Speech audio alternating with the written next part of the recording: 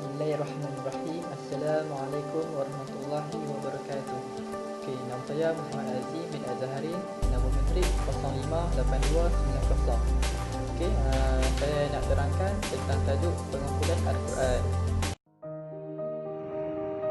Pertama sekali saya nak terangkan tentang mana pengumpulan Al-Quran. Boleh lihat pada kotak yang berwarna oranye. Mana pengumpulan Al-Quran ni ada dua. Yang pertama, mengumpulkan dalam arti menghafal Al-Quran. Jam'ul Quran artinya para penghafal Al-Quran. Makna yang kedua, menulis Al-Quran secara keseluruhan dengan memisah ayat demi ayat dan surah demi surah. Seterusnya, pengumpulan Al-Quran pada zaman Nabi Muhammad SAW. Boleh lihat kotak yang warna kelabu tu. Pada zaman tersebut terdapat dua cara. Yang pertama secara menghafaz dan secara tulisan. Yang pertama secara hafazan. Nabi Muhammad SAW menghafaz semua wahyu dan ayat yang diturunkan kepada baginda. Kemudiannya baginda akan membaca dan menyampaikan kepada para sahabat dengan cara tartil. Pada zaman ini, Al-Quran disampaikan melalui dua cara, iaitu yang pertama, bacaan kutubah dan bacaan dalam solat. Seterusnya, yang kedua, cara tulisan. Pada zaman Nabi, penulisan dan catatan ayat Al-Quran dilakukan oleh para sahabat yang dalam kadar yang diizinkan oleh baginda dengan cara dan peralatan yang sesuai. Para sahabat akan menulis Al-Quran di pelepah tamar, kulit-kulit binatang, kepingan-kepingan kayu, tulang belulang dan batu. Penulisan Al-Quran berdasarkan arahan dan panduan yang diberikan oleh Nabi, termasuklah arahan mengenai penyusunan ayat dan surah secara tauqifi.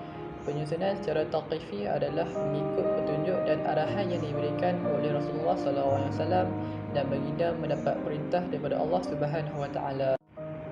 Antara sebab-sebab Al-Quran itu tidak dikumpulkan dalam satu mazhab pada zaman Rasulullah SAW adalah disebabkan oleh Al-Quran itu tidak diturunkan sekaligus, malahan berlaku secara beransur-ansur dan berperingkat-peringkat. Susunan ayat-ayat dan surah itu tidak mengikut susunan penurunannya. Terdapat beberapa ayat Al-Quran yang dimasukkan dengan turunnya ayat lain yang telah dimasukkannya. Seterusnya, penulisan Al-Quran pada zaman Abu Bakar. Boleh lihat pada kotak berwarna kuning. Pada zaman tersebut, berbagai gerakan golongan orang yang enggan membayar zakat, Nabi palsu, golongan murtad selepas kematian Rasulullah SAW. Pada masa tersebut, berlaku perang Yamamah, iaitu Ar-Riddah, yang meragut nyawa ramai 70 orang para penghafaz Al-Quran, termasuk Usamah bin Kazab.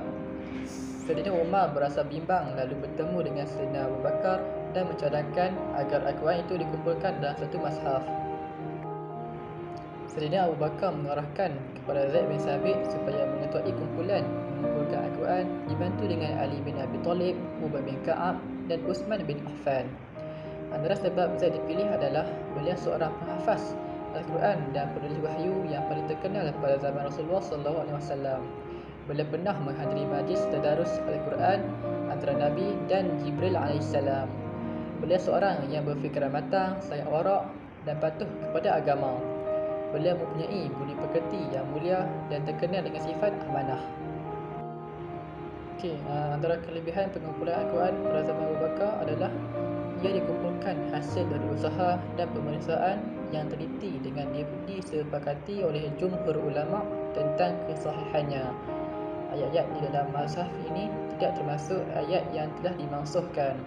Mempunyai 7 qiraat bacaan qiraah yang sahih yang ada pada zaman Rasulullah SAW. Mengandungi semua ayat Al-Quran sama ada yang dinasahkan ataupun tidak dinasahkan. Mencakupi dalam bentuk yang asli seperti mana diturunkan oleh Jibril AS. Seterusnya, penulisan Al-Quran pada zaman Uthman. Melihat kotak berwarna hijau.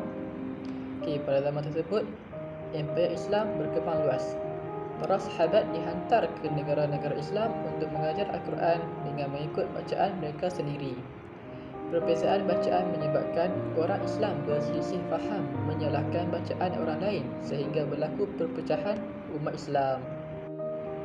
Setelah selesai nasah asal dikembalikan kepada Hafsah dan nafsah yang baru disalin dihantar antaranya ke Mekah, Madinah, Basrah, Syam dan Kufah untuk mengelakkan perselisihan dalam bacaan. Nasah asal itu dikenali dengan iaitu seperti yang ada pada hari ini.